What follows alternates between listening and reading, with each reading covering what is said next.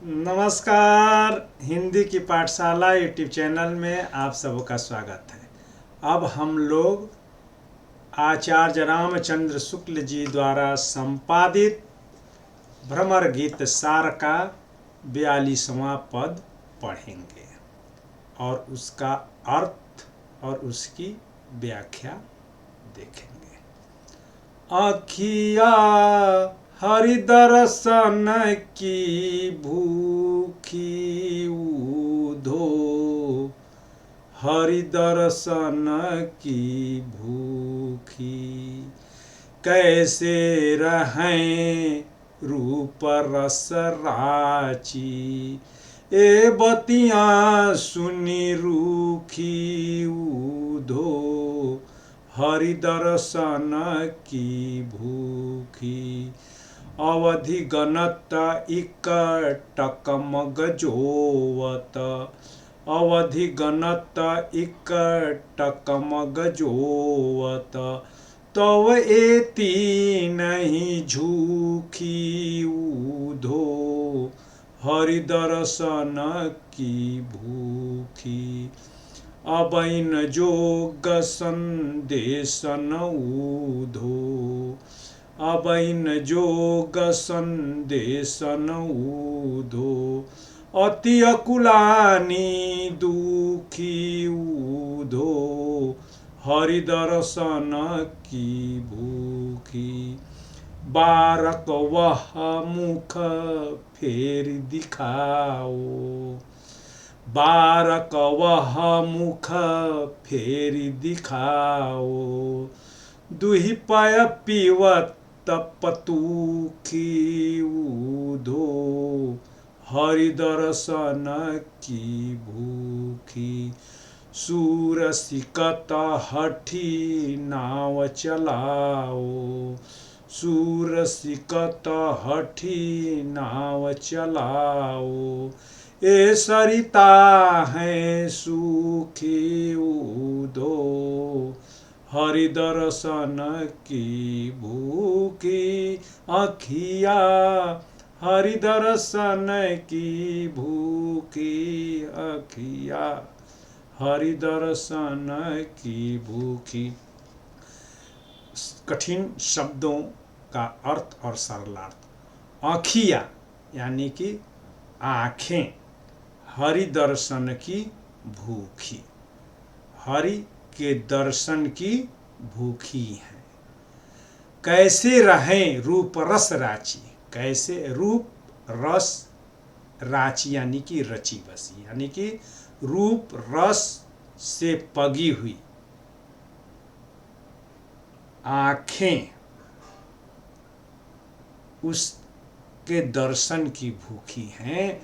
और ये आप क्या सुना रहे हैं? ये बतियां सुनी रूखी, बतियां यानी कि बात, सुनी रूखी, रूखी यानी कि रुक्ष बातें, उखड़ी हुई बातें यानी कि अप्रिय बातें। अवधि गणत, अवधि का मतलब समय, गणत माने जो है गिनती 1 2 3 4 5 की, इकटक यानी कि एक टक, मग माने रास्ता, जोवत तब एती नहीं झूठी, तब एती यानी कि इतनी नहीं झूठी, यानी अखिया हरि दर्शन की भूखी है। अब ये जो है आंखें और यह मन जो रूप रस श्री कृष्ण के रूप में और उनके प्रेम रस में रची बसी थी, ये आपकी निर्गुण की रूखी बात सुन करके कैसे रहेंगे। अवधि गणत इकटक मगजुअत यानी कि दिन गिनते गिनते और एक टक से मार्ग को जोहते जोहते, यानी कि अब आएंगे अब आएंगे, तब एती नहीं दुखी, तब इतनी नहीं झूठी, झूठी झक मारना से बना है। झक का मतलब जो है बेकार का काम करना, यानी तो, और दुखी झकना यानी कि संतप्त होना, दुखी होना। तो अब इन जोग संदेशन उधो, अति अकुलानी दुखी। अब इन जोग संदेश यानी कि जोग का संदेश जो लेकर के आए हैं उद्धव, अब इससे जो है अति अकुलानी, यह अत्यंत ही जो है व्याकुल हो गए हैं और अत्यंत ही दुखी हैं। बारक एक यानी कि बार एक यानी कि एक दिन वह मुख फेरी दिखाओ, उस मुंह को फिर दिखाओ। दूही पय, दूह यानी कि जो है दूहना, गाय को दूहना, पय का मतलब दूध, पीवत माने पीते थे, और पतूखी माने जो है पतेली या जो है पत्ते का दोना। जब श्री कृष्ण बाहर जाते थे तो गौओं को जो है चरा रहे होते थे, तो जो है दूध पी करके, तो वहाँ पर जो है कोई हड़िया मटकी होता नहीं था, तो पत्तों का जो है दोना बना करके उसी में पी लेते थे, तो वही पतूखी है। सूर सिकत, सूरदास, सिकत मतलब जो है सिक्त यानी कि रेत बालू, हठी माने हठ पूर्वक, नाव चलायो, नाव चलायो ये सरिता है सूखी, ये नदी जो है सूखी हुई है। तो अब इसका जो है संदर्भ तो रामचंद्र शुक्ल जी के द्वारा यह जो है भ्रमर गीत सार में संकलित किया गया है, जो सूरसागर के मार्मिक पदों में से उन्होंने चुन चुन करके इसमें रखा है।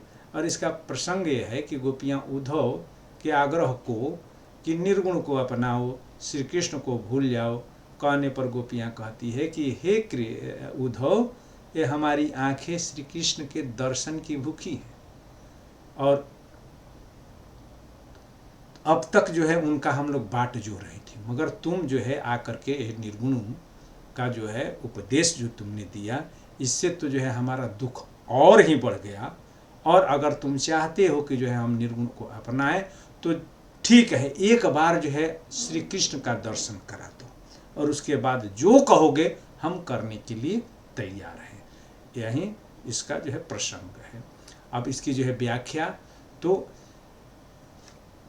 गोपियाँ श्री कृष्ण के प्रति अपनी आसक्ति व्यक्त करते हुए उद्धव से कहती हैं कि हे उद्धव, हमारी आंखें तो कृष्ण के दर्शन के लिए भूखी हैं, लालायित हैं, और हम श्री कृष्ण के रूप रस राशि रूप में और उनके प्रेम में पगी हुई हैं, और अब इन आँखों को बंद करने और जो है योग की जो है को अपनाने की जो है शिक्षा दीक्षा जो है तुम जो है दे रहे हो, तो इन नीरस बातों को सुन करके, ऐसी जो है रुक्ष बातों को सुन करके हम जो है कैसे जो है धैर्य धारण कर सकते हैं। अरे उद्धव, अब हम तो जो है श्री कृष्ण की जो है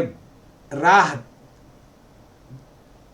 देखते देखते न जाने कितने जो है समय व्यतीत कर दिए, और जिस राह से जो है कृष्ण जो है गए थे, लौटेंगे तो उसी राह से, तो उस राह को हम देखती रहीं, इंतजार उनका करते रहें, दिन पर दिन गिनते रहें, मगर उतनी जो है दुखी हम नहीं हूँ जितनी कि आज तुम्हारे इस निर्गुण के उपदेश को, इस नीरस जो है बात को सुन करके हम दुखी हुई हैं। अब इन जोग संदेशन उद्धव अति अकुलानी दुखी। अब आपके इस जो है संदेश को सुन करके हे उद्धव, हम जो है अत्यंत ही व्याकुल हैं और अत्यंत ही दुखी हैं। खैर, बारक वह मुख फिर दिखाओ, एक बार फिर से वह जो है मुखड़ा जो है दिखा दो। किसका? श्री कृष्ण का। कौन सा जो है मुखड़ा? यहाँ पर स्मरण करती है, याद दिलाती हैं, दुहिपय पीवत पतुखी। जब वे ब्रज में और गोकुल में गौओं को चराने जाते थे, और जब जब जो है भूख लगती थी या हम सबों को जो है परेशान करने के लिए, छेड़ने के लिए क्या करते थे? पत्तों को तोड़ करके उसका दोना बना करके उसमें गौओं को दूहते थे और दूह करके वहीं जो है पी लेते थे। तो उसी जो है दुग्ध दोहन यानी कि दूध दोहने वाले श्री कृष्ण और उस दूध को दूह करके पत्ते के दोने में पीने वाले श्री कृष्ण का सिर्फ एक बार दर्शन करा दो, जो कहोगे सो हम लोग करेंगे। असुर सीकत, अब आगे वो कहती हैं कि हे उद्धव, सूरदास जी कहते हैं कि गोपियां उद्धव से कहती है कि हे उद्धव, अब ये तुम्हारी जो है नीरस बातें सुन करके हमारी जो जीवन सरिता थी वह सरिता अब जो है सूख गई है और उसके तट पर अब रेत ही रेत है और तुम इस सूखी रेत पर जो है अपने हठ जोग की नाव को चला रहे हो। तो यह हठ जो है क्या है, व्यर्थ है, क्योंकि सूखी रेत पर नाव खींचा जा सकता है, उसको खेवा नहीं जा सकता है। और इस तरीके से यह तुम्हारा जो है उपदेश हास्यास्पद है, व्यर्थ है और सूखी रेत पर हठ पूर्वक नाव चलाने के प्रयत्न का प्रतिरूप है और इसलिए हम तुम्हारे इस योग को नहीं अपना सकते हैं। अब इसमें विशेष क्या है, तो इसमें जो है चिंता और व्याधि, यानी कि अब तो जो है अत्यंत दुखी हो गए हैं, तो इसलिए जो है व्याधि और चिंता वो कर रहे हैं कि अब तो आएंगे नहीं, तो इसलिए इसमें चिंता और व्याधि संचारी भाव हैं। और इसमें पुष्टि मार्ग का जो है प्रभाव स्पष्ट है, क्योंकि पुष्टि मार्ग में रागानुराग भक्ति में उपास्य के रूप और रस की प्रधानता रहती है। तो यहाँ पर उपास्य के रूप यानी कि श्री कृष्ण इनके उपास्य हैं, उनके रूप और उनके द्वारा जो है प्राप्त प्रेम रस की जो है प्रधानता होने के कारण इसमें पुष्टि मार्ग का जो है स्पष्ट प्रभाव झलकता है।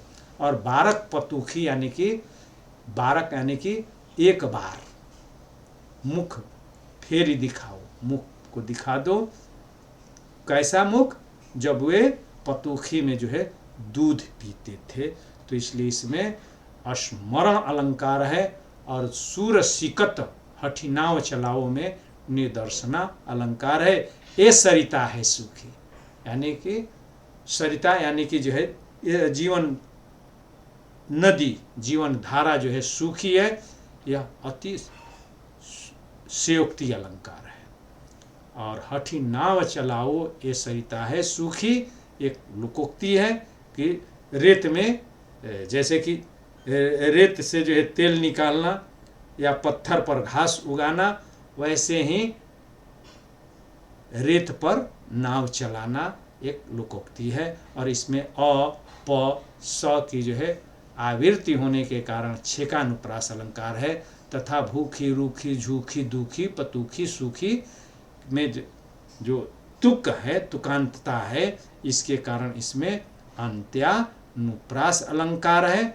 और साहित्यिक भाषा का यह इसमें जो है सुष्ठु यानी कि बड़ा ही स्वाभाविक और सटीक प्रयोग हुआ है।